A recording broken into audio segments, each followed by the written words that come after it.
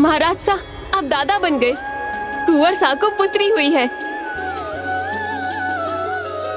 मैं पिता बन गया, पुत्री का पिता।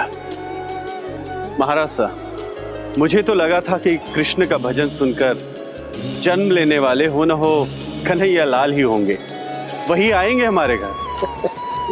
पुत्र, कृष्ण कन्हैया का नाम सुनकर राधा रानी दौड़ी चली आती थी।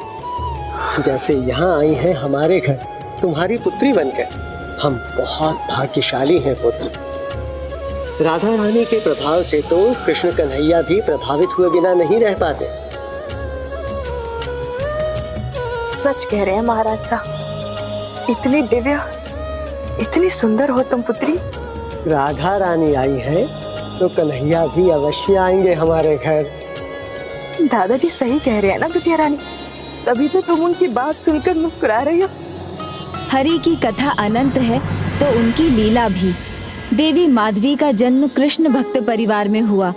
जिस प्रकार राधा रानी जी का प्रेम श्री कृष्ण कन्हैया के लिए अनंत था, उसी प्रकार बालपन से ही मीराबाई का प्रभु प्रेम अलौकिक था। किंतु ये समय था भक्ति काल का, जब भक्त अलौकिक प्रेम से ही अपने प्रभु को पाने का प्रयास करने वाले थे। ऐसे समय में जिसने अपने मन मंदिर में भक्ति भाव को लेकर जन्म लिया था, उसका नामकरण भी बड़ी धूमधाम से हुआ।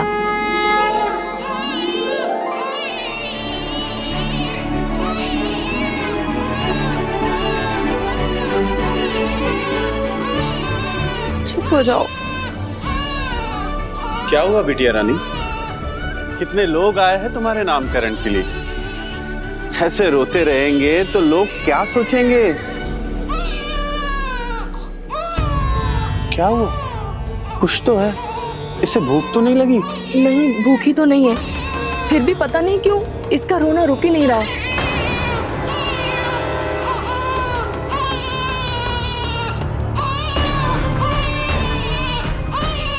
लगता है इसे कुछ भी अच्छा नहीं लग रहा, ना अपरिचित अतिथि और ना ही उनके उपहार। आओ बिटिया रानी, आ जाओ आ जाओ। क्या उपहार चाहिए हमारी बिटिया रानी को? बताओ बिटिया रानी, क्या अच्छा लगता है तुम्हें? क्या पाने का मन है? अरे लगता है महाराज सा, इसे आपके पगड़ी का मोरपंख चाहिए। अच्छा, तो ये चाहिए बिटिया? लो, ले लो।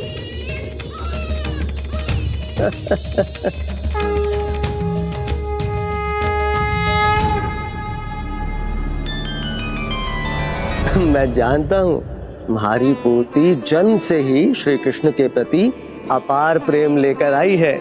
श्री कृष्ण का भजन सुनकर जन्म लिया और पहला उपहार भी लिया तो क्या, हाँ? मोर पंख। श्री कृष्ण ही नहीं, माता लक्ष्मी भी घनी प्रसन्न है राजकुमारी सा से। हमारे देश की तो समृद्धि बढ़ गई इनके आने से। मर्ता राज्य के अब सभी गांव हमारे साथ हैं, एक भी गांव अलग थलग नहीं है। दूधाजी महाराज की अधीनता सभी ने मान ली है। हम तो सिर्फ इस धरती के राजा हैं, हमसे ऊपर तो वो है हमारे गिरधर गोपाल। अब मन में इतनी सी भी शंका नहीं इसकी भक्ति और इसके भाग्य पर। महाराज सा, अब आप ही हमारी बिटिया का एक अच्छा सा नाम रख दीजिए। ये शुभ कार्य होगा राजगुरु श्री बिहारी दास जी के मुख से।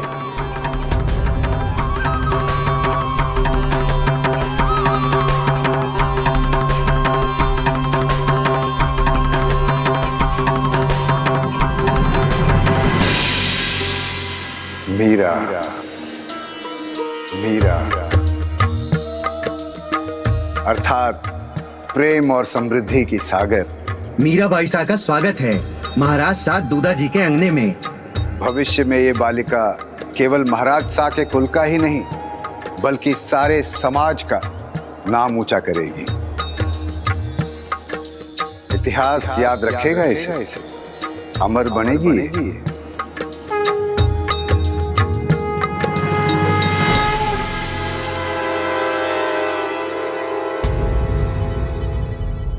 जीवन आरंभ होगा संघर्ष से, क्योंकि कुंडली में तो यही लिखे है। लेकिन इस बालिका का संघर्ष ऐसा सुफल लाएगा कि सबको इस पर गर्व होगा, क्योंकि इसे तो भगवान का आशीर्वाद मिलियो है।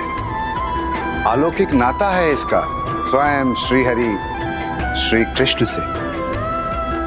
होनहार बिरवान के होत चीकने पात, अर्थात जो बालक होनहार होता है उसके संकेत तो पालने से ही मिल जाते हैं।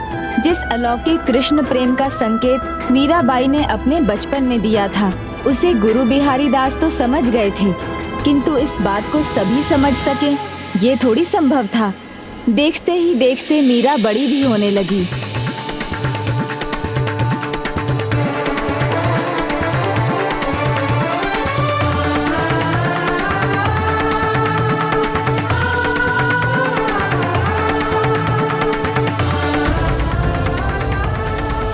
माँ, मैं आ गई।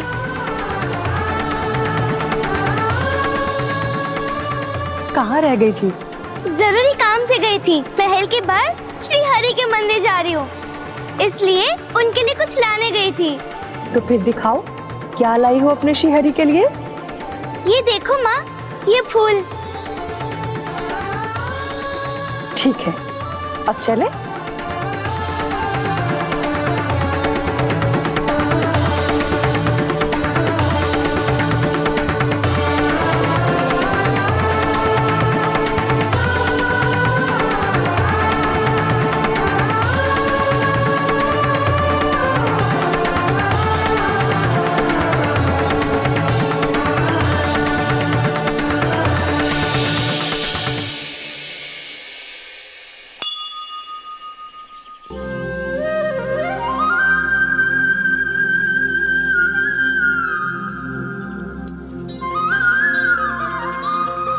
माँ, ये है श्री हरि।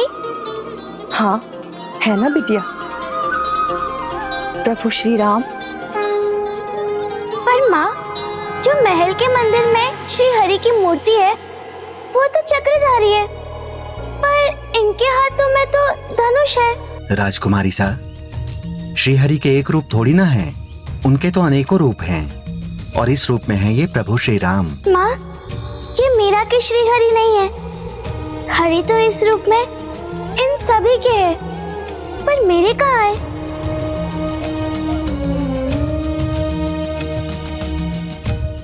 ये लीजिए प्रसाद।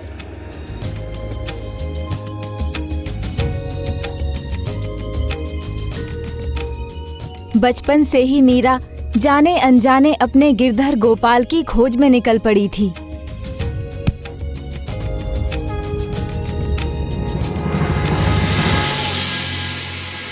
उसे जो भी उपहार मिलता था वो उसे औरों में बांट देती थी, क्योंकि उसे तो बस अपने गिरधर गोपाल चाहिए थे। भेंट में मिला हुआ दुपट्टा तुमने उसे क्यों दे दिया पुत्री? ये उसके लिए था माँ। और तुम्हें कैसे पता चला कि वो थारे लिए नहीं है? बहुत आसान है माँ।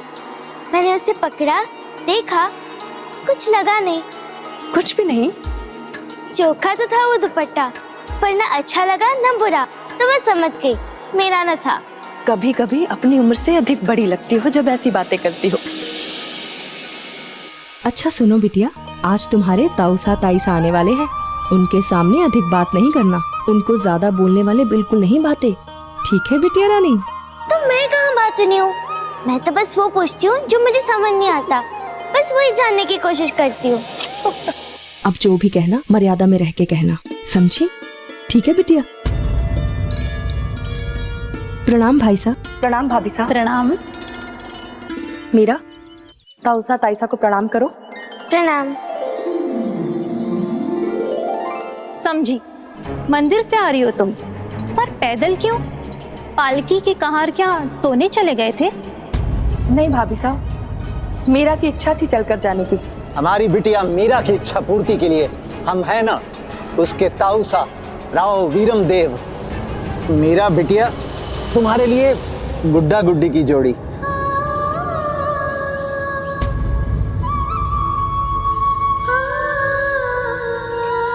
आओ।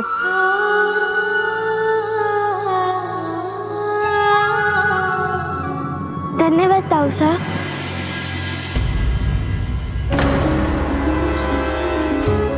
मीरा, चोखा नहीं है क्या ये गुड्डा गुड़िया का जोड़ा?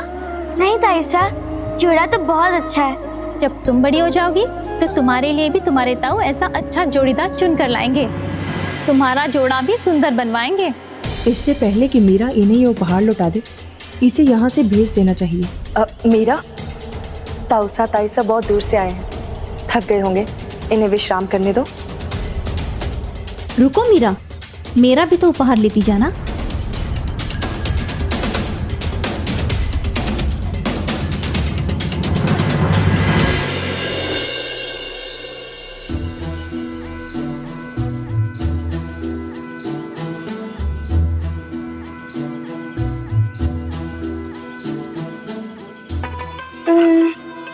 नहीं,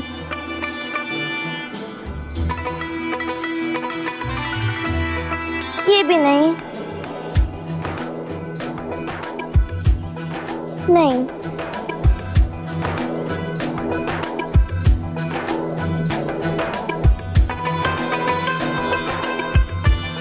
कुछ भी नहीं। कोई मेरे लिए ऐसा कोई उपहार क्यों नहीं लाता जिसे देखते ही मुझे ऐसा लगे हाँ ये मेरा है, मेरे लिए है। ये इसमें से तो मेरा कुछ भी नहीं है।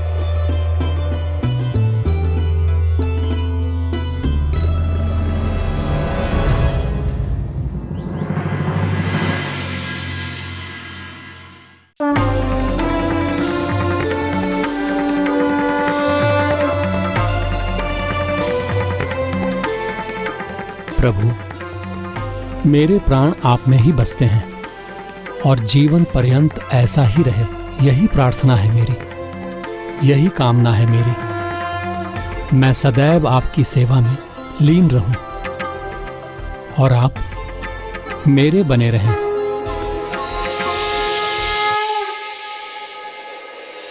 आइए भाई साहब, बैठिए। भोजन बहुत ही स्वादिष्ट था, धन्यवाद। भाई साहब, आपके आदर सत्कार के लिए आपका ये अनुज कोई त्रुटि नहीं छोड़ सकता। ओहो, आप लोग यहाँ पे हैं? मैं आप ही को तो ढूंढ रही थी।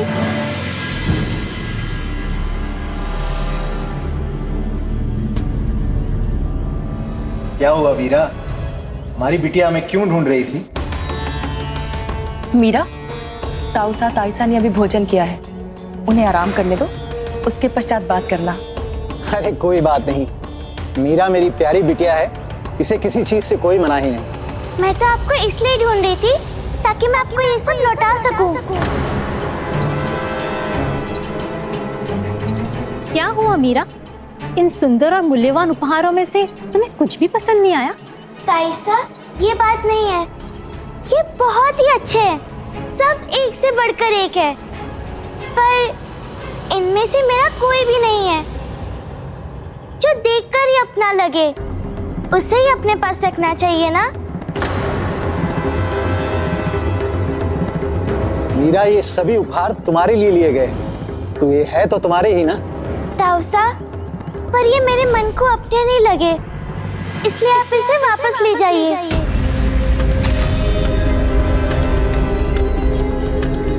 कलयुग में जब सभी को सांसारिक सुखों से, विभिन्न सुख साधनों से मोह होता है, धन ऐश्वर्य आदि से लगाव होता है, तब मीरा को तो बस एक ही लगन लगी थी, जिसका उसे अभी पूर्ण रूप से ज्ञान भी ना था। किंतु भगवान श्री कृष्ण तो अपनी लीला आरंभ भी कर चुके थे।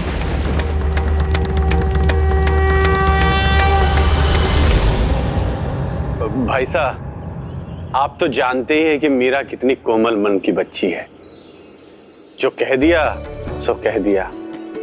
सच तो ये है कि आज तक इसने बचपन से कोई उपहार लिया ही नहीं, बस पिताजी महाराज शाह से मोर पंख उपहार में लिया था। उसके सिवाय हमारी मीरा को कुछ भाता ही नहीं। हाँ, दादाजी सा का वो उपहार मैंने बहुत संभाल कर रखा है, मैं दिखाऊं आप दोनों को? नहीं, जीवन में अनेक मोरपंख देख चुके हैं हम, किंतु आज तक ऐसा कोई नहीं देखा जो तुम्हारे समान इतने मूल्यवान उपहार लौटा दे। भाभी साहब, वो बच्ची है, अभी उसे समझ ही कहाँ है, आप उसे क्षमा कर दीजिए। क्षमा मांगने की कोई जरूरत नहीं।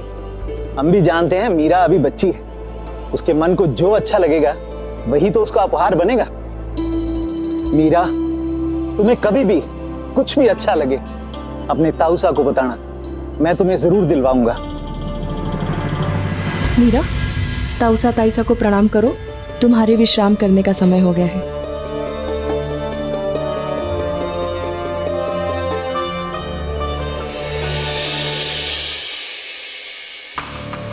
अगर ऐसा ही रहा तो तुम्हारी बिटिया एक दिन जोगन बन जाएगी देवरानी सा।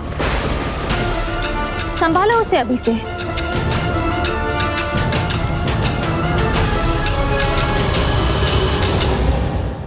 समाज अपने अनुसार उस समय के सामाजिक नियमों के अनुरूप व्यक्ति से उसके दायित्व सीखने की अपेक्षा रखता है, किंतु किसी भी काल और नियम से परे एक भक्त के लिए तो बस उसकी भक्ति ही उसका एकमात्र कर्तव्य भी है।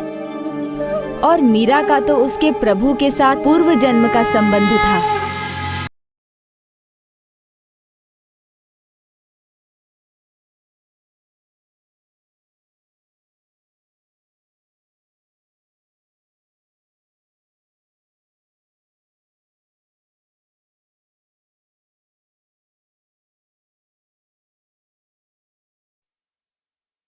लंबी यात्रा पर गए हैं स्वामी, उन्हें लौटने में समय लगेगा।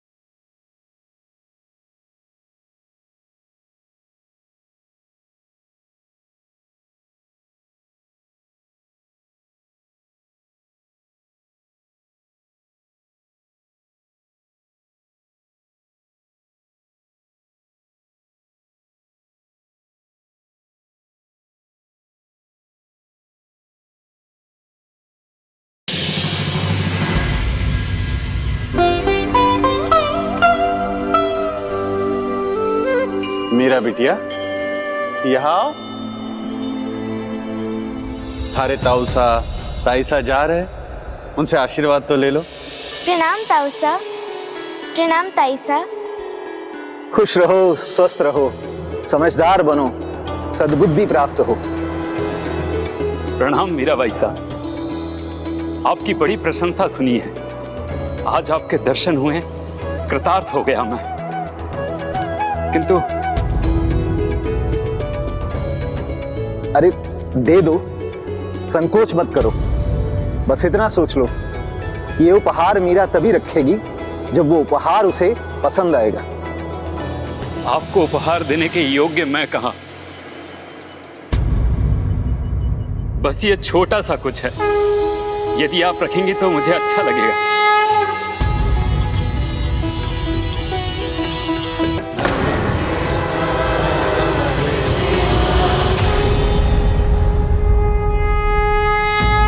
धन्यवाद। ये तो बहुत सुंदर है और मुझे प्रिय भी।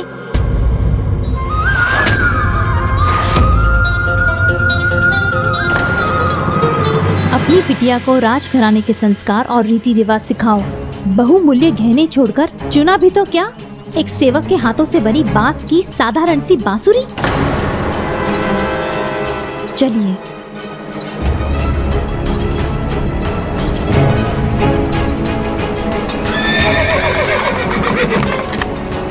संसार के माया मोह में जो उलझे हैं, उन्हें तो बस सांसारिक बातें ही समझ आएंगी ना, परमात्मा से संबंध कहाँ समझ सकेंगे वो। जैसे मीरा ने जिस बांसुरी को अपना माना, वो और सभी के लिए बांस से बनी एक मामूली वस्तु थी, किंतु मुरलीधर से जिस भक्त का जन्म जन्मांतर का नाता था, उसके लिए तो वो उनकी ही मुरली थी ना। मुरलीधर गिरधर गोपाल से जुड़ने का एक साधन। बिटिया, ये सब क्या एकत्रित कर रखा है? इन सब से क्या लेना देना है तुम्हारा? माँ, ये मुझे अपने लगते हैं। इनके साथ रहती हूँ तो खुशी मिलती है।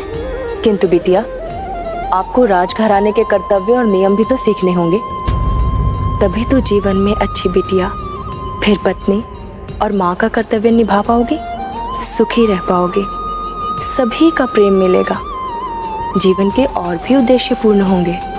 माँ, मेरे जीवन का उद्देश्य क्या है?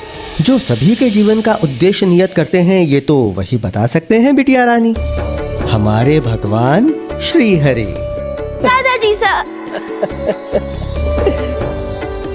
कितने दिनों बाद आए हैं, पता है? ताऊ जी सा, ताई जी सा आए थे। थोड़ी देर पहले आ जाते तो उनसे भी मिल लेते। और पता है, हम सुनेंगे, शांति से सुनेंगे। जो कुछ कहना चाहती हो ना, एक एक कर सब सुनेंगे, पर पहले हाथ मुंह तो धो लेने दो। हाँ, बस एक सवाल। अच्छा, पूछो। आपने ऐसा क्यों कहा कि वह श्री हरि ही हमें जीवन के उद्देश्य का मार्ग दिखा सकते हैं? क्योंकि वही तो हमारे जीवन का उद्देश्य निहित करते हैं। अच्छा, कब? हो सकता है हमारे जन्म से पहले, या फिर हमारे पूर्व जन्मों से। एक सवाल का जवाब हमने दे दिया, अब बाकी बाद में पूछना, ठीक? दादाजी सा की बात से तो यही लगता है, श्री हरि ने मेरे जन्म का उद्देश्य भी मेरे पिछले जन्म से ही तय कर लिया था, और अब वो मुझे बताने वाले हैं। अपने प्रभु में सदा अटल विश्वास रखना चाहिए। जीवन के किसी भी चरण में वही पार लगाते हैं, क्योंकि भक्त जब भी उन्हें पुकारता है, भगवान सदा आकर उसका साथ देते हैं, उसका मार्गदर्शन करते हैं। आप चिंता मत कीजिए प्रभु, आज मैं आपको ज्यादा देर तक जगा कर नहीं रखूंगी। आप बस इतनी कृपा कीजिए मुझ पर, मुझे मेरे जीवन का उद्देश्य बता दीजिए।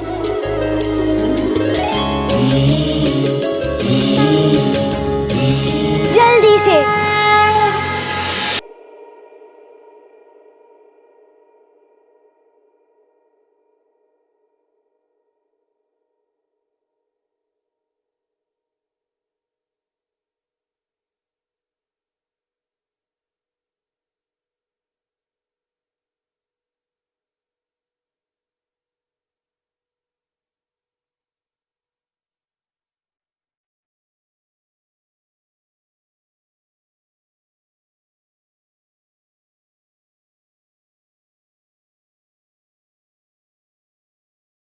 ये साधु महाराज जो भी हैं, इन्हें बुलाओ। अत्यंत मधुर है इनका स्वर, और इनके भजन में भक्ति का ऐसा रस है कि सुनने वाले का मन भी निहाल हो जाए। हम इनसे मिलना चाहते हैं।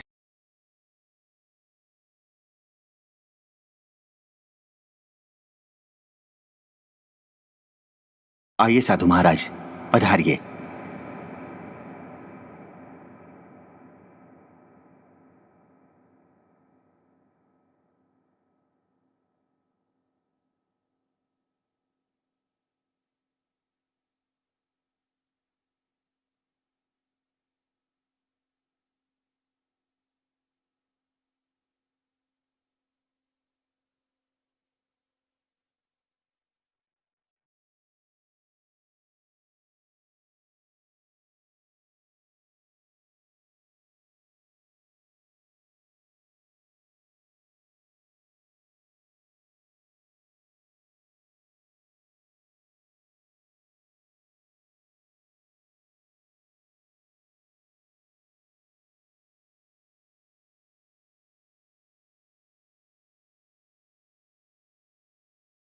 स्वागत है आपका साधु महाराज।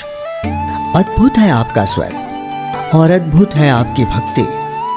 आपका भजन सीधे हृदय तक पहुंचता है, जैसे प्रभु के निकट पहुंच गए हों। आप जब तक हमारे इस नगर में हैं, हमारा आतिथ्य स्वीकार करें और हमारे इस राजभवन में रहें। धन्यवाद महाराज, किंतु रमता जोगी और बहता पानी एक स्थान पर कैसे टिक सकता है? मैं रात्रि को आपके यहाँ विश्राम करूंगा और प्रातः अपनी यात्रा पर निकल जाऊंगा। जय श्री हरि। मैं और मेरे कन्हैया एक स्थान से दूसरे स्थान भ्रमण करते ही रहते हैं।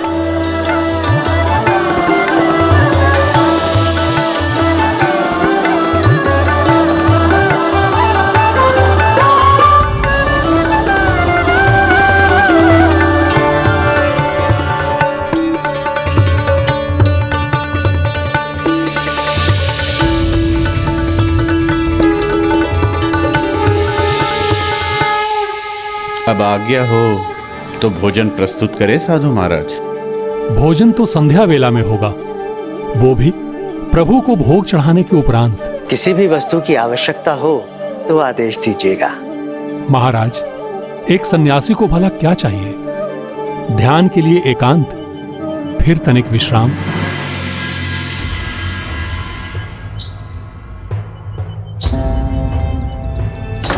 फूल के जैसा इसका चेहरा मुरझाया हुआ क्यों है?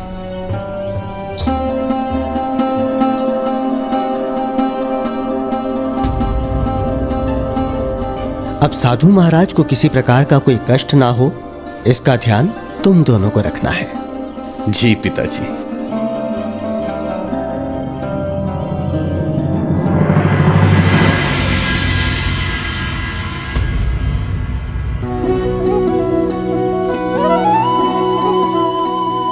क्या हुआ बेटिया, पीछे क्यों छुपी रह गई? दादाजी साहब, ये कौन है? यहाँ सबसे अलग, इतनी लंबी दाढ़ी, इतने बड़े बड़े बाल, इनसे तो डर ही गई थी मैं। एक भक्त दूसरे भक्त से क्यों डरे भला? पर दादाजी क्यों? वो ऐसे क्यों रहते हैं? बेटिया, सन्यासी सांसारिक मोह माया को त्याग चुके होते हैं। उन्हें तो बस एक ही लगन होती है, अपने प्रभु की भक्ति की। वो बस उसी में रमे रहते हैं, इसलिए वो कैसे दिखाई देते हैं इसकी तो उन्हें परवाह ही नहीं होती। तब तो मैं बेकार में ही उनसे दूर थी, उनके भगवान के दर्शन भी ना कर सकी। साधु संतों से डरकर नहीं बिटिया, बल्कि उनके पास जाकर उनकी सेवा करने से प्रभु की कृपा प्राप्त होती है। परंतु इस समय नहीं, अभी तो वो और उनके प्रभु विश्राम कर रहे हैं। अच्छा, तो साधु महाराज बैठे बैठे ही विश्राम कर लेते हैं? उनका जुड़ाव अपने प्रभु से है ना, और जिनका जुड़ाव अपने प्रभु से होता है उन्हें इस दशा में भी आराम मिल जाता है। इसलिए अभी उनके विश्राम में विघ्न डालना उचित नहीं। मैं यहीं रहूंगी इनके प्रभु के दर्शन करने, जब भी मौका मिलेगा तभी।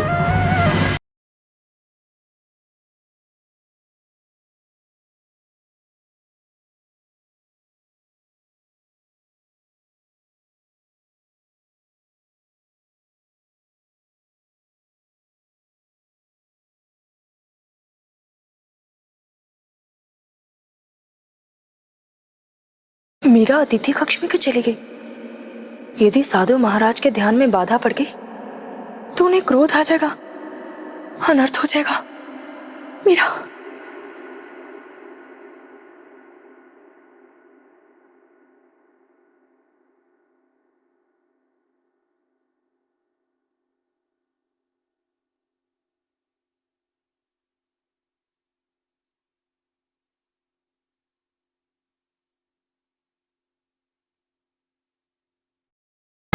तुम कौन हो पुत्री, और इस कक्ष में क्या कर रही हो? साधु महाराज, ये मेरी पुत्री है। क्षमा कीजिए, बच्ची है इसलिए बिना अनुमति के आपके कक्ष में चली आई। क्षमा कीजिए साधु जी महाराज, मैंने आपके विश्राम में बाधा डाल दी। क्षमा की कोई आवश्यकता नहीं है पुत्री। जो होता है प्रभु की इच्छा के अनुसार ही होता है। अवश्य इसमें कन्हैया की कोई इच्छा सम्मिलित होगी। कन्हैया? हाँ, वही जिनके दर्शन की लालसा में तुम यहाँ तक खींची चली आई।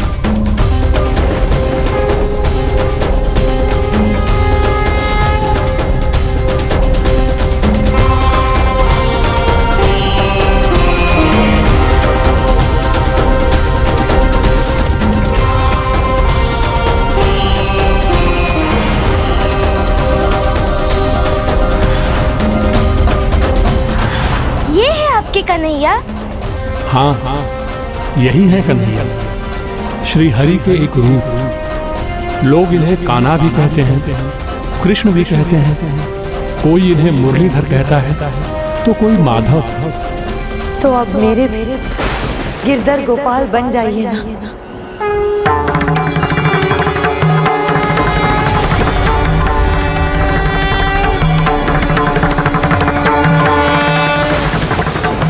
ये तो मेरे गिरधर गोपाल है, ये तो मेरे गिरधर गोपाल है। नहीं पुत्री, ये तो प्रभु की मूरत है। ये मेरे प्रभु हैं, इन्हें अपने स्थान पर रख दो। नहीं नहीं, ये तो मेरे गिरधर गोपाल है, ये मेरे साथ रहेंगे।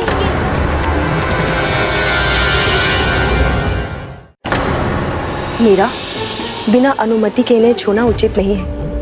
इन्हें इनके स्थान पर रख दो। पर ये तो मुझे अपने लग रहे हैं, फिर मैं इन्हें क्यों छू नहीं सकती? नहीं रखूंगी, ये मेरे गिरधर गोपाल है। मीरा, भगवान से तो हम सभी का नाता है, वो तो सभी को अपने लगते हैं। हम सभी में तो उन्हीं का अंश है पुत्री।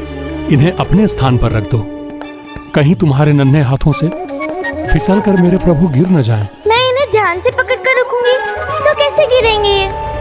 मुझे इन्हें वापस रखने के लिए मत बोलिए ना माँ। इन्हें मुझे अपने कक्ष में ले जाने दीजिए। मैं अपने गिरधर गोपाल के साथ समय बिताना चाहती हूँ, उनसे बातें करना चाहती हूँ। आप ही ने कहा था ना कि मैं इन्हीं की इच्छा से यहाँ आई हूँ, तो अभी ये मेरे गिरधर गोपाल है या नहीं, मेरे साथ रहना चाहते हैं या नहीं, आप इन्हीं से पूछ लीजिए। क्षमा कीजिए साधु महाराज, मुझे आश्चर्य हो रहा है। जिसने आज तक कभी किसी का उपहार स्वीकार न किया हो, कभी किसी को अपना न माना हो, उसे भाई भी है तो प्रभु। मेरी आपसे विनती है, मीरा को कुछ समय के लिए ये प्रभु मूरत को अपने पास रखने की अनुमति देने की कृपा कीजिए। किंतु ये संध्या भोग का समय है। आप उसकी चिंता मत कीजिए, मैं अपने हाथों से अपने प्रभु को भोग खिलाऊंगी और गर्म भोजन नहीं खिलाऊंगी। जैसे माँ फूक फूक कर शीतल करके खिलाती है, वैसे ही मैं भी खिलाऊंगी। मेरे प्रभु मेरी श्वास हैं। जैसे मैं अपने श्वास से दूर नहीं रह सकता, वैसे ही मैं अपने प्रभु से भी दूर नहीं रह सकता। किंतु इस बालिका के प्रभु प्रेम को देखकर मैं इसे मना नहीं कर सकता। ये कुछ समय के लिए प्रभु को अपने पास रख सकती है।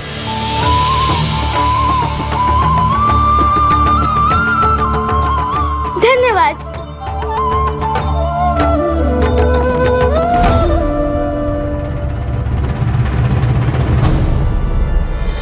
धन्यवाद साधु महाराज। प्रभु से दूर मेरे लिए एक पल भी एक वर्ष के समान है। जैसे ही पुत्री का मन भर जाए, मेरे प्रभु को मुझे वापस दे दीजिएगा। जी, मैं वचन देती हूँ, ऐसा ही होगा।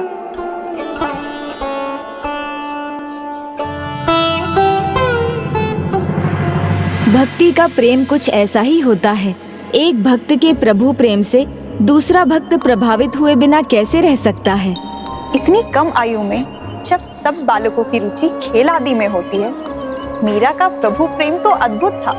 ये तो मीराबाई के अद्भुत अलौकिक प्रभु प्रेम का आरंभ था जया मौसी। अब तो ये निरंतर बढ़ने ही वाला था। मीरा को उसके गिरधर गोपाल मिल ही गए। कब से ढूंढ रही थी आपको, पता है? पिछले जन्म से। अब जाकर आप मेरे सामने आए हैं। मैं तो आपसे कब से मिलना चाहती थी, पर आपको कभी मन नहीं हुआ मुझसे मिलने का? ओहो, मैं तो बातों में ही लग गई। साधु महाराज ने कहा था आपके भोग का समय है, आपको भूख लगी होगी ना? मैं अभी भोग लाई।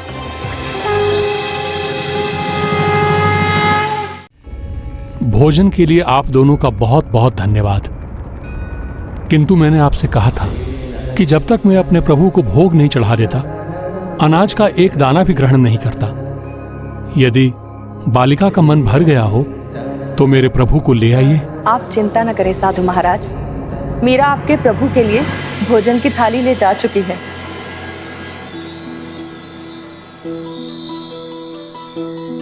लड्डू, चूरमा, चावल, जो पकवान आज बने हैं सब आ गया है। अब आप अपना भोजन प्रारंभ कर सकते हैं। मैं आपको खिलाऊं अपने हाथों से?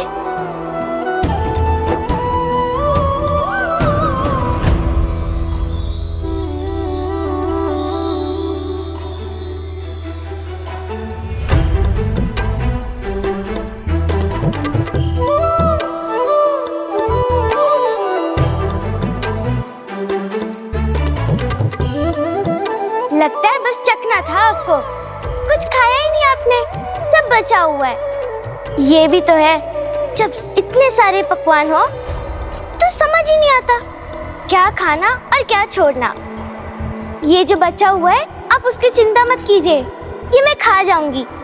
माँ कहती है भगवान का भोग उनके चखने के बाद प्रसाद बन जाता है, तो ये तो प्रसाद हुआ ना, तो अब मैं इसे खा लेती हूँ।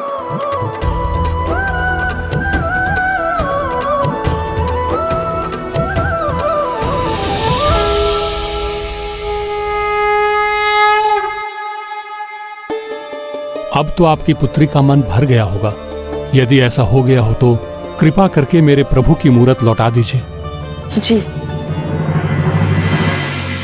कितनी सुंदर छवि है आपकी, जितना देखते हो उतना ही मन करता है और देखने के लिए आपको। कितने मनमोहक है। ओ लो, एक बात बताना ही भूल गई, मैंने आपके लिए कुछ इकट्ठा किया है, आपको दिखाऊं?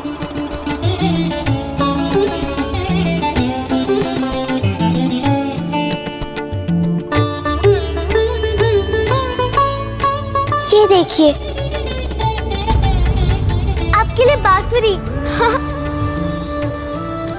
और ये आपके लिए मोरपंख। ये देखिए, आपके लिए वस्त्र, बहुत जचेंगे आप पे। आज पहली बार अपनी मीरा को इतना खुश देखा है। अब उसकी खुशी को दुख में कैसे बदल दूं? किंतु साधु महाराज को दिया वचन कैसे तोड़ दूं?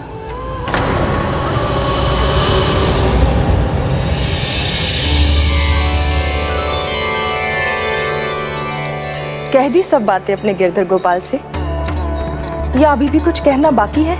देखिए ना माँ, बहुत कुछ बताया है इन्हें, पर अभी ऐसा लग रहा है बहुत कुछ बताना शेष है अभी।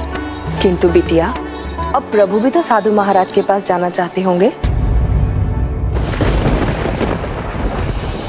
नहीं, मैं मेरे गिरधर गोपाल को कहीं नहीं जाने दूंगी, वो मेरे हैं, मैं इन्हें अपने पास ही रखूंगी। आप कहीं नहीं जाएंगे।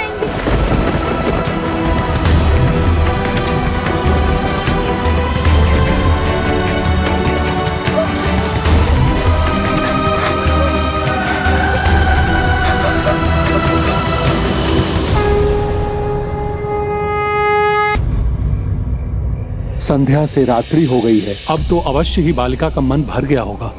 नहीं साधु महाराज, मैंने उसे समझाने का बहुत प्रयत्न किया, किंतु वो प्रभु का साथ छोड़ने को तैयार ही नहीं है। किंतु मैं अपने मन को कैसे समझाऊं? मैं अपने प्रभु के बिना नहीं रह सकता। कृपा करके थोड़ी प्रतीक्षा और कर लीजिए, कुछ ही देर में वो सो जाएगी। फिर मैं प्रभु की मूर्ति आपके पास ले आऊंगी।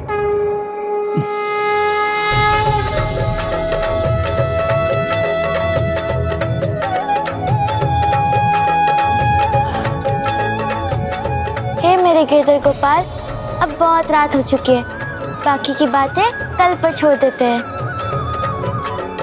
अब आप ही सो जाइए।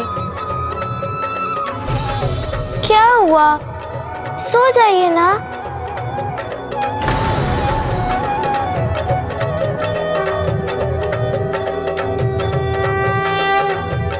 जम्हाई तो आ रही है, लोरी सुनेगी तो जल्दी से नींद भी आ जाएगी।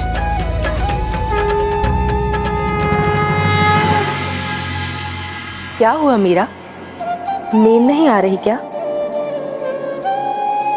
मुझे तो बहुत नींद आ रही है माँ, पर देखिए ना, गिरधर गोपाल सो ही नहीं रहे, फिर मैं कैसे सोऊं? मीरा, हो सकता है वो भी तुम्हारी तरह लोरी सुनेंगे और उनको नींद आ जाएगी। भजन भजन सुनाकर इन्हें सुला दीजिए ना माँ।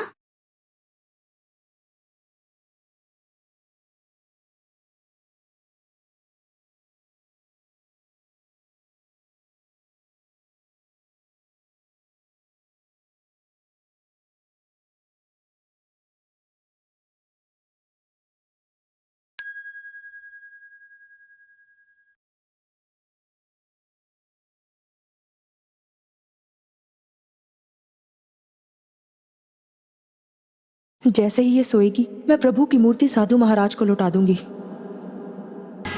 हे प्रभु, मेरे धीरज की परीक्षा मत लीजिए।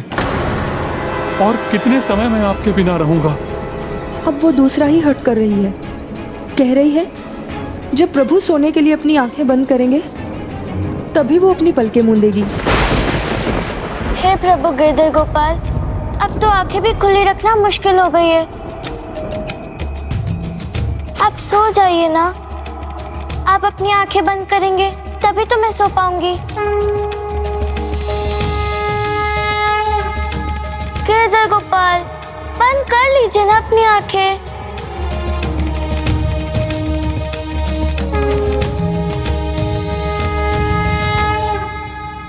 मैं अपने प्रभु के बिना एक पल भी नहीं रह सकता।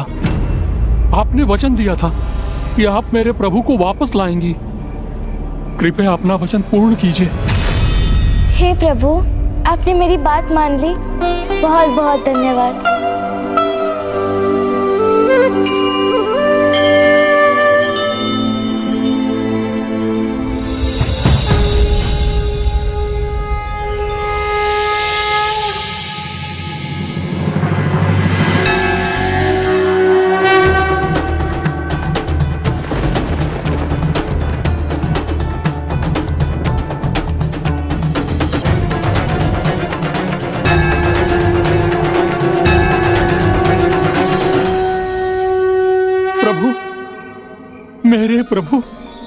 मेरे प्रभु को वापस लौटाने के लिए आपका बहुत बहुत धन्यवाद। अन्यथा आज की रात्रि असहनीय हो जाती। किंतु मेरी पुत्री, उसकी आंख खुलेगी और वो प्रभु को नहीं देखेगी तो वो कैसे रहेगी?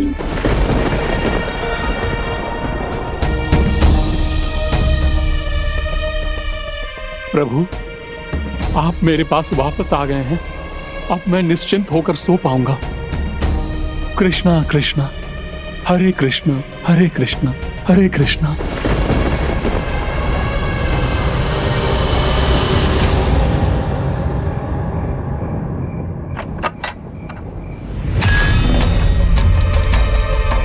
कौन कौन है?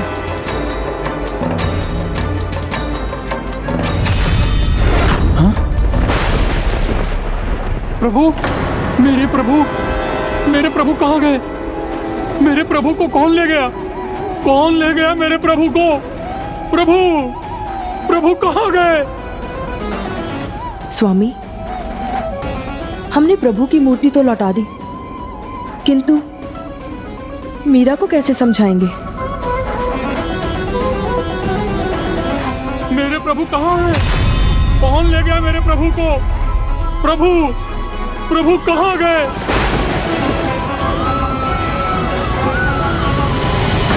आपकी पुत्री ने ये उचित नहीं किया। ये कैसा आतिथ्य है आपका? आपके यहाँ बार बार एक सन्यासी दुखी हो रहा है। मेरे प्रभु को फिर मुझसे दूर ले गई है आपकी बालिका। क्या हुआ साधु महाराज, आप इतने चिंतित क्यों हैं? आपने निमंत्रण दिया, मैंने स्वीकार किया। गलती की। मेरे जीवन का आधार है मेरे प्रभु, उन्हीं को चुरा कर ले गई है आपकी पौत्री मीराबाई। असंभव, ऐसा कदापि हो ही नहीं सकता महाराज। मीरा तो किसी से कुछ लेती ही नहीं। जो उसे दिया जाता है वो भी लौटा देती है। महाराज, एक विचित्र परिस्थिति सामने आ गई है।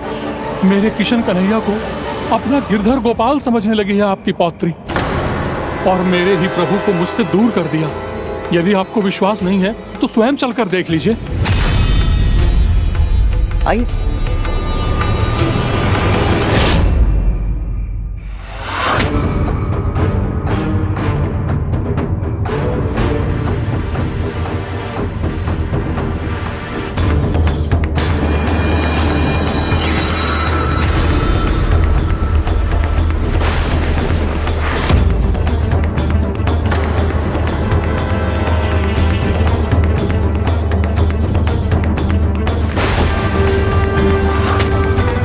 जैसा साधु महाराज ने कहा था वैसा ही था। प्रभु की मूरत मीरा के कक्ष में थी। तो क्या मीरा ही उन्हें अपने साथ उठाकर लेके गई थी? हाँ गणेश जी, बताइए ना, क्या ये मीरा का ही कार्य था? नहीं, मीरा नहीं। फिर ये किसने किया था गजानन? इसके पीछे तो वो थे जो प्रभु की मूर्ति को मीरा के पास देखना चाहते थे। आपको मेरी बात पर विश्वास नहीं हो रहा था, अब स्वयं देख लीजिए।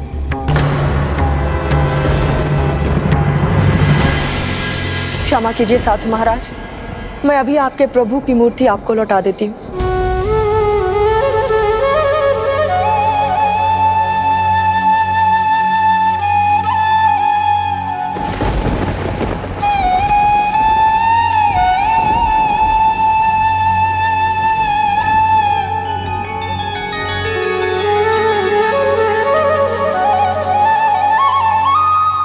मेरे गिरधा गोपाल, मेरे गिरधा गोपाल।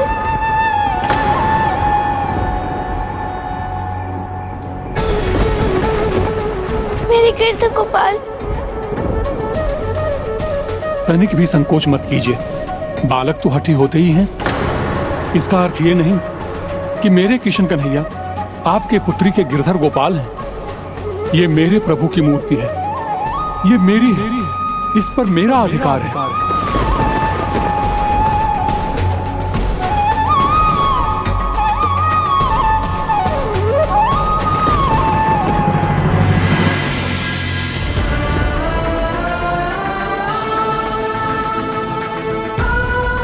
मेरे गिरधा गोपाल।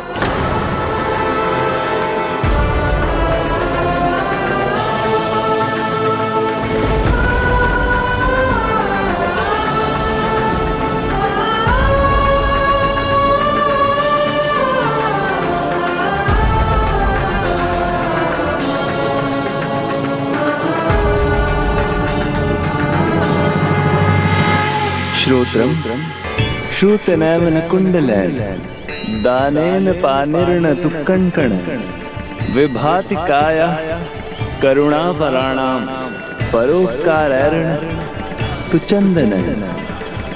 कानों की शोभा कुंडल से नहीं, ज्ञान सुनने से है। हाथों की सुंदरता कंगन से नहीं, दान देने से है। देह भी चंदन से नहीं, परोपकार और प्रेम से सुंदर बनती है। सत्य तो ये है, सुंदरता प्रेम में है। जिस प्रकार सूर्य का प्रकाश सभी को समान रूप से मिलता है, उसी प्रकार मेरा प्रेम भी सभी भक्तों के लिए है, किसी एक भक्त के लिए नहीं। जो ये समझ जाते हैं उनका किसी से मतभेद नहीं होता।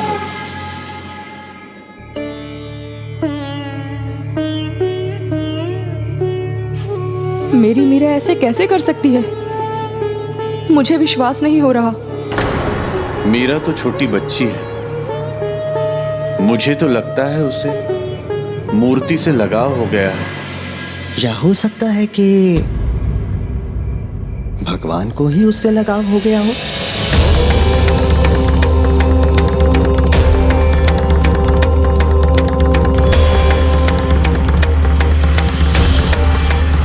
प्रभु, मेरे कृष्ण कन्हैया,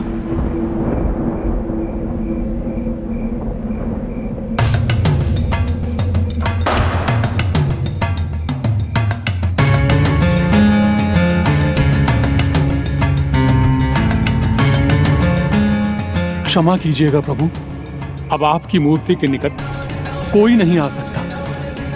वो बालिका तो बिल्कुल नहीं। आपका मान सम्मान भंग हो, यह मैं कदापि सहन नहीं कर सकता। आप निश्चिंत हो जाइए।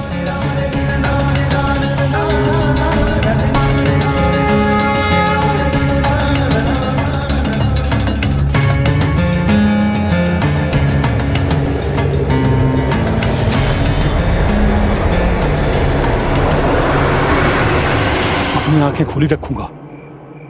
अब मैं एक पल के लिए भी नहीं सोऊंगा। देखता हूं वो बालिका आपको कैसे ले जाती है। मेरे गिरधा गोपाल, अब मेरे पास ही रहना। कभी दूर मत जाना मेरे गिरधर गोपाल, अब मेरे पास ही रहना, कभी दूर मत जाना।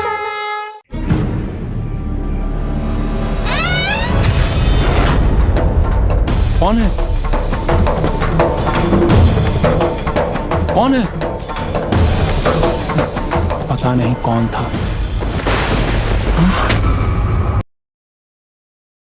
प्रभु,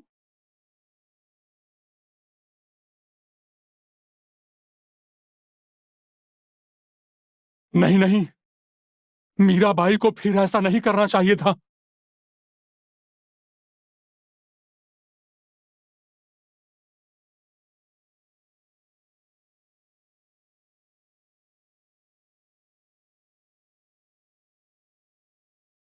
मेरे गिरधर गोपाल यही है मेरे सामने। तो क्या वो स्वयं प्रभु? हाँ पुष्पदंत जी, प्रभु अपना वचन कभी भंग नहीं करते। देवी माधवी को दिया वचन वो उसके इस जन्म में पूर्ण कर रहे थे। महाराज साहब, मेरे साथ बहुत अन्याय हो रहा है। मीरा फिर मेरे प्रभु की मूरत ले गई।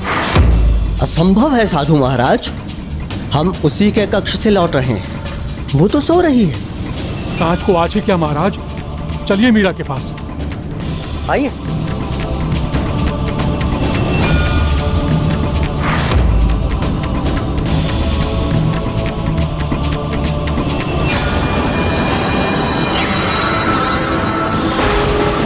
ये देखिए मेरे प्रभु की मूरत। आप ही बताइए ये इस कक्ष में कैसे आई?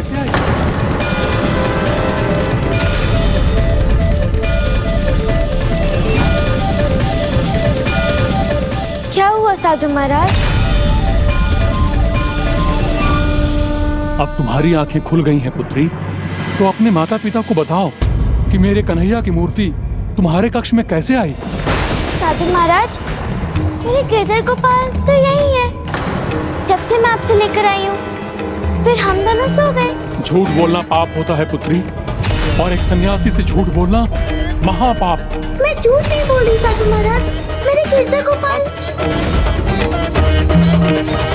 अब हम और कुछ नहीं सुनेंगे, अब हम वही करेंगे जो उचित होगा।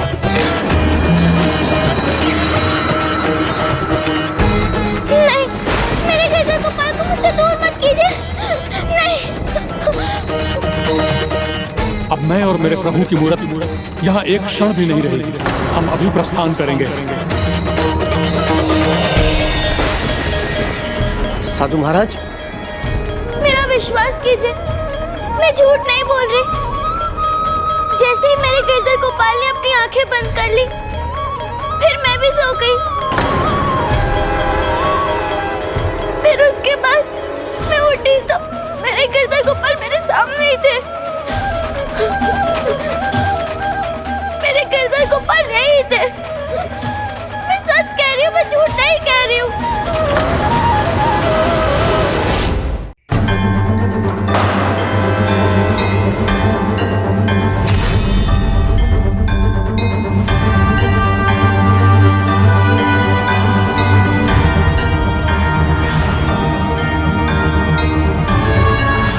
द्वार तो भीतर से बंद था, तो वो बालिका कक्ष में कैसे आई? नहीं नहीं, बालक अपने घर को अच्छी तरह से समझते हैं। कहां से भीतर जाना है, कहां से बाहर निकलना है, ये वो भली भांति जानते हैं। अवश्य ही इस कक्ष में कोई छोटा छिपा हुआ द्वार होगा।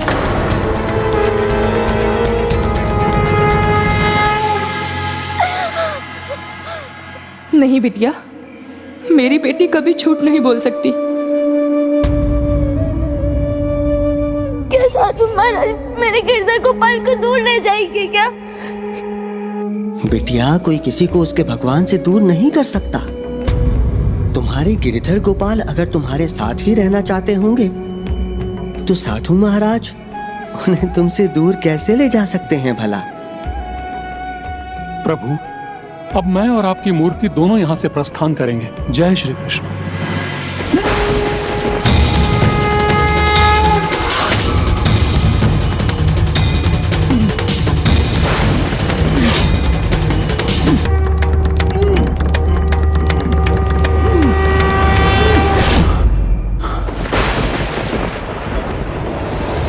फिर उस बच्चे ने कुछ किया है प्रभु। पहले वो आपकी मूर्ति उठाकर ले जा रही थी, वो पकड़ा मैंने, और अब मैं आपकी मूर्ति को उठा नहीं पा रहा हूं प्रभु। क्योंकि उसका अधिकार है मुझ पर। वो मुझे तुमसे दूर नहीं ले गई थी, मैं स्वयं गया था। किंतु क्यों प्रभु? कारण तो स्पष्ट है। आज तक तुमने मेरी जितनी भी सेवा की, मुझे बस अपने प्रभु की मूर्ति मानकर की, अपना प्रभु नहीं माना। किंतु उस बालिका ने एक बार देखकर ही मुझे अपना गिरधर गोपाल मान लिया। ये तो मेरे गिरधर गोपाल है, ये मेरे साथ रहेंगे। ज्ञानी होकर ये कैसी अज्ञानता भरी भूल हुई है मुझसे। तुम्हें तो मेरी दूसरी मूर्ति भी मिल जाएगी, किंतु मीरा के लिए तो मैं ही उसका गिरधर गोपाल। मैं उसे कहीं और नहीं मिलूंगा, मुझे उसके पास रहने दो। मुझे क्षमा कर दीजिए प्रभु, मेरी भूल का इतना बड़ा दंड मुझे मत दीजिए प्रभु।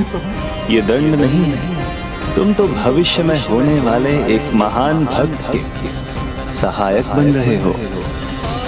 इतिहास तुम्हें सदा इसके लिए स्मरण करेगा। तुम्हारा यहाँ आना, मीरा को उसके गिरधर गोपाल का मिलना, सब मेरी ही लीला का भाग था। इसलिए तुम मुझे उसके पास यहीं छोड़ के जाओ। मैं तो तुम्हारे साथ तुम्हारे हृदय में सदा रहूंगा। मैं ये कैसे कर सकूंगा प्रभु? उनके बिना मैं कैसे रह पाऊंगी?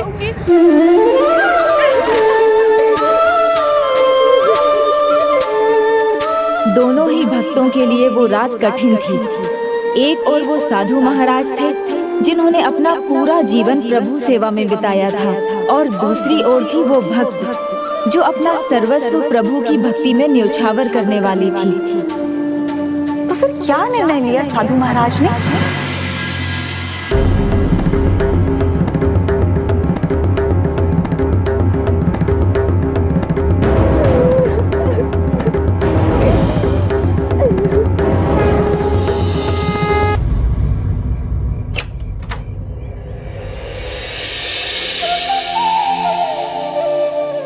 साधु महाराज जी, आप जा रहे हैं, मेरे गिरधर गोपाल को ले जा रहे हैं। एक अंतिम बार मुझे उनके दर्शन लेने की अनुमति दे दीजिए। क्या आप मुझे मेरे गिरधर गोपाल को अपने हाथों में पकड़ने देंगे?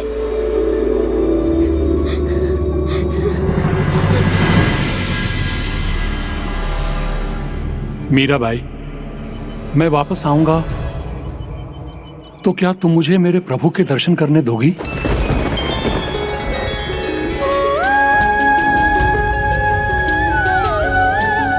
मेरे कन्हैया तुम्हारे गिरधर गोपाल हैं।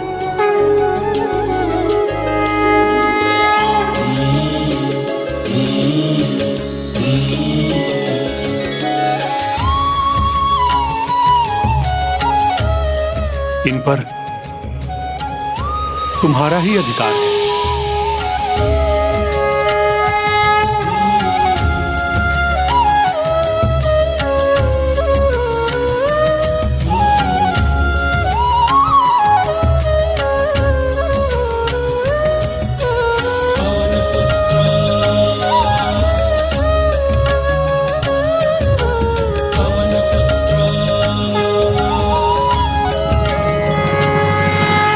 जो मेरे जैसे साधु को जीवन भर के तप से नहीं प्राप्त हुआ, वो प्रभु प्रेम तुम्हें बचपन में अपने जीवन के आरंभ में ही प्राप्त हो गया।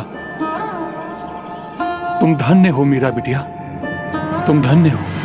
प्रेम ही तो है जिसने मुझे मेरे गिरधर गोपाल से जोड़ा है, जिसने मुझे मेरे गिरधर गोपाल से जोड़ा है। प्रेम में तो व्यक्ति अपना सर्वस्व समर्पित कर देता है, और वो तो हर तप से बड़ा तप है। प्रभु को तुम्हारा प्रेम भाव बहुत प्रभावित कर गया। इसीलिए प्रभु तुम्हारे प्रेम भाव से प्रभावित होकर तुम्हारे पास ही रहना चाहते हैं।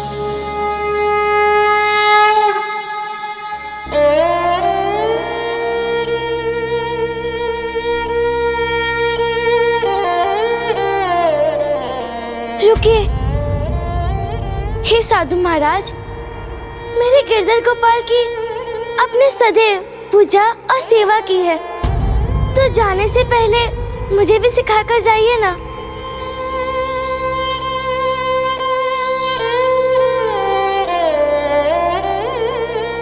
अवश्य। इस प्रकार माधवी ने जिस रूप में प्रभु की पूजा की थी, उसी रूप में प्रभु श्री कृष्ण मीरा के पास पहुंच गए थे और यहीं से आरंभ हुई मीरा की वो यात्रा जिसके माध्यम से वो अपने प्रभु को साक्षात पाने वाली थी। उनकी पूजा करते समय तुम उनकी लीलाओं का पाठ कर सकती हो, उनके भजन गा सकती हो। उनकी लीला जैसे जन्म लेते ही प्रभु ने पूतना जैसी भयावह राक्षसी का वध किया। अनेकों राक्षस उनके पीछे पड़े हुए थे, किंतु सभी राक्षसों को मुंह की खानी पड़ी और अपनी उंगली पर गोवर्धन पर्वत उठाकर चमत्कार किया।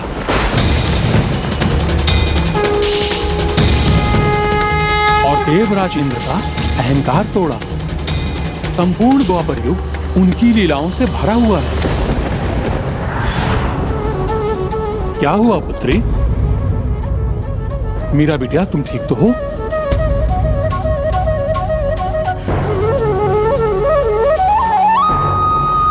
हाँ साधु महाराज, मैं पूजा विधि समझ गई। अब सेवा कैसे करनी है वो बताने की कृपा कीजिए।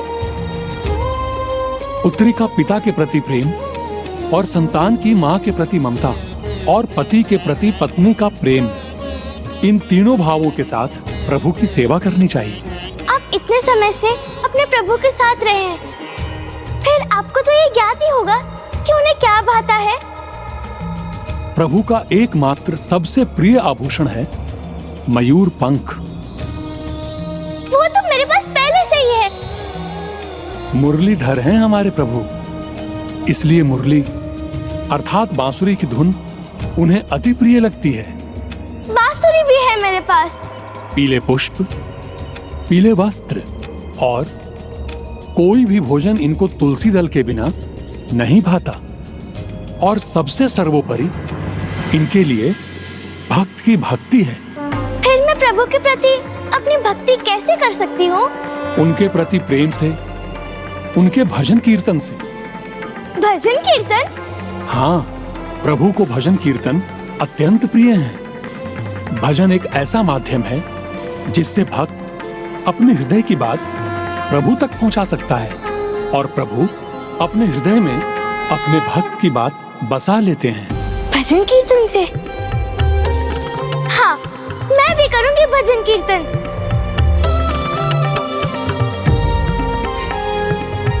मुझे इतना कुछ सिखाने के लिए आपका अनेकों धन्यवाद साधु महाराज। नहीं पुत्री, धन्यवाद तो मुझे तुम्हारा करना चाहिए, मुझे ये ज्ञात कराने के लिए कि ये प्रभु की मूर्ति मात्र नहीं, स्वयं प्रभु हैं, मेरे किशन कन्हैया हैं और मेरे गिरधर गोपाल।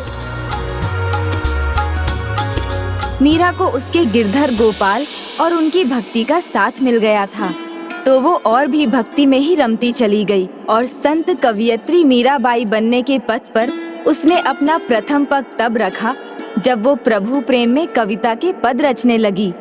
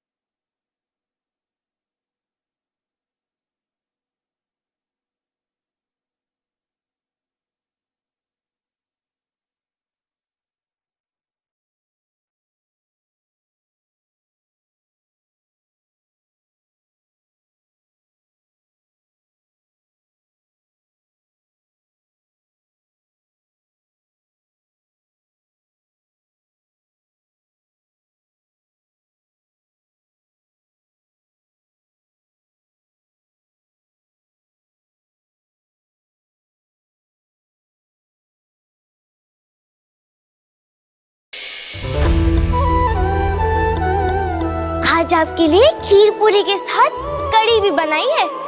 माँ से सीखकर स्वाद छोका हो उसके लिए थोड़ी सी हरी मिर्च भी डाली है। मुझे लगता है आपको बहुत पसंद आएगी।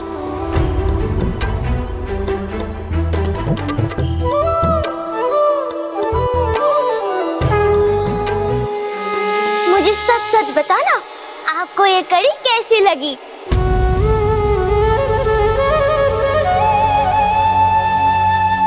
स्वादिष्ट लगी ना मेरे हाथों की बनी कड़ी?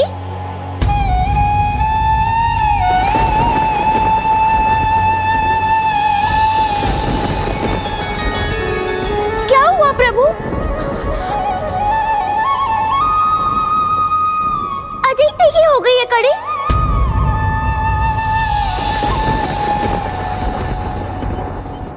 क्षमा करना प्रभु, लगता है आपको इतना तीखा खाने का अभ्यास नहीं है। चल पी लीजिए। चल, मैं अभी आती हूँ आपके लिए चल लेके।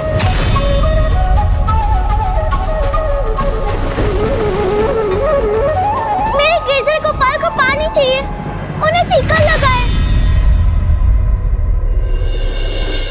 मेरे प्रभु को पानी चाहिए, उन्हें तीखा लगा है।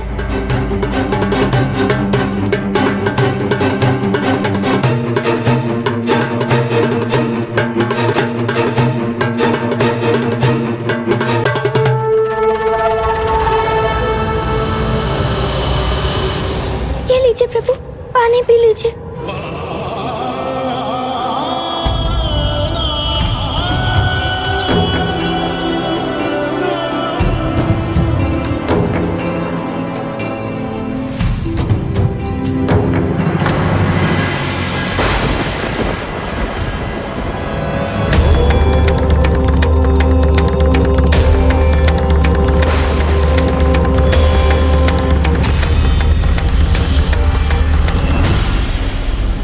पानी का पूरा लोटा खाली हो गया।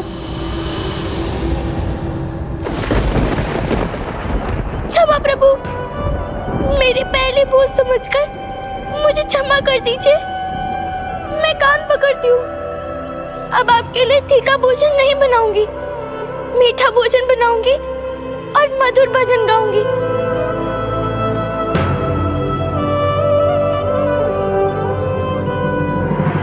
जो प्रभु की मूर्ति को साक्षात प्रभु मानती थी, उसके लिए ये कोई चमत्कार नहीं था।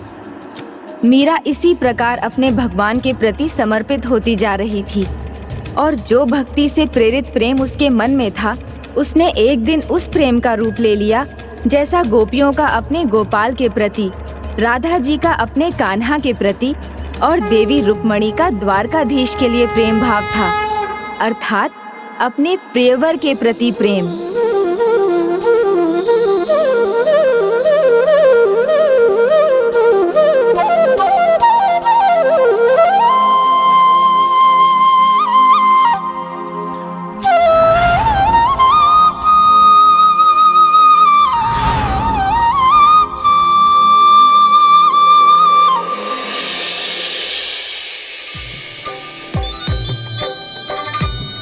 हुआ?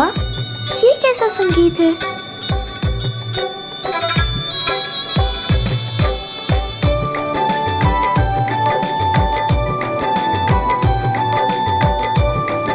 क्या हुआ? ये सभी क्या देख रहे हैं?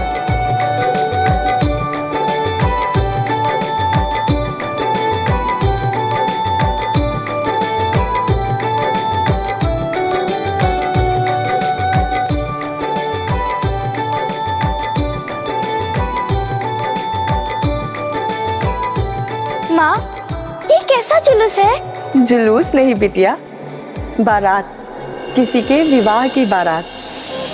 विवाह? प्रेम, निष्ठा और विश्वास की डोर से बंधा, एक जन्म का नहीं 7 जन्मों का बंधन। एक अनोखा अनुभव होता है वर और वधू दोनों के लिए। वधू सजकर दुल्हन बनती है और वर दूल्हा। फिर दूल्हा अपने सगे संबंधियों के संग दुल्हन के घर जाता है और उसे विवाह के पवित्र बंधन में बांधकर अपने संग ले आता है। अच्छा, तो क्या आप भी दुल्हन बनी थी माँ? फिर आपका दूल्हा कौन था? और कौन, तुम्हारे पिताजी साहब। वही तो मुझे विवाह के अनमोल और पवित्र बंधन में बांधकर इस घर में ले आए थे। अच्छा, फिर मेरा दूल्हा कौन है?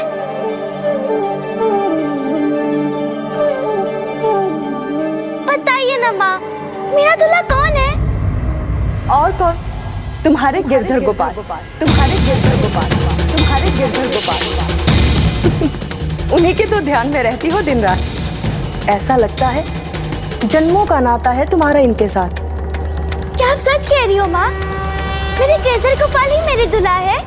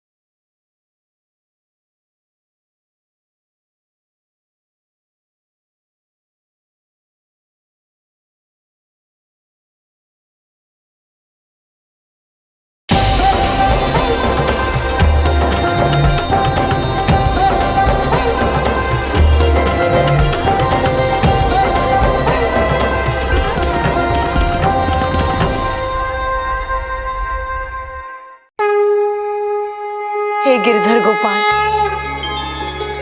अब और कितनी प्रतीक्षा करूं? आप तो सब जानते हैं ना, तो आप मेरी पीड़ा भी जानते होंगे। आपके लिए मेरा प्रेम ही नहीं, आपसे दूर रहने की पीड़ा भी पिछले जन्म से ही है।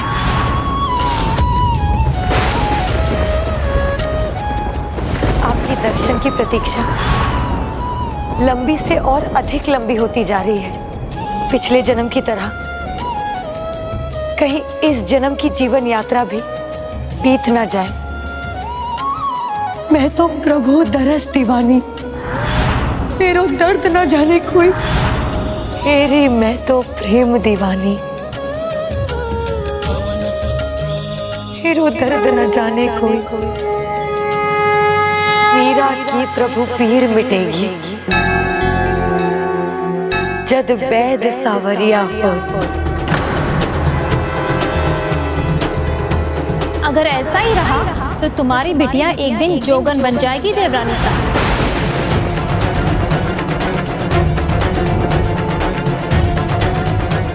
ये उसकी भक्ति ही है।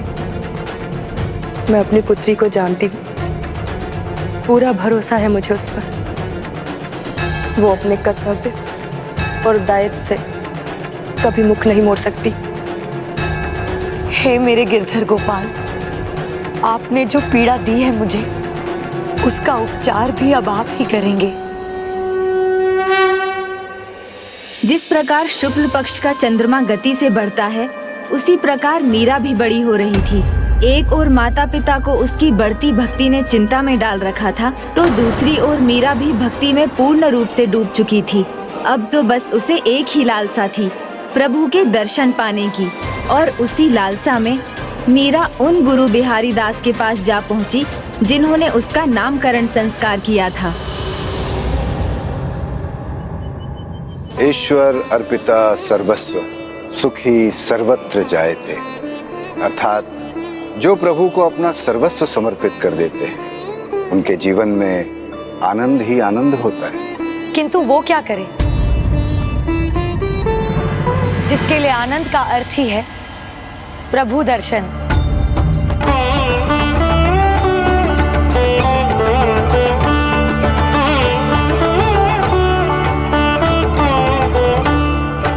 प्रणाम गुरुवर।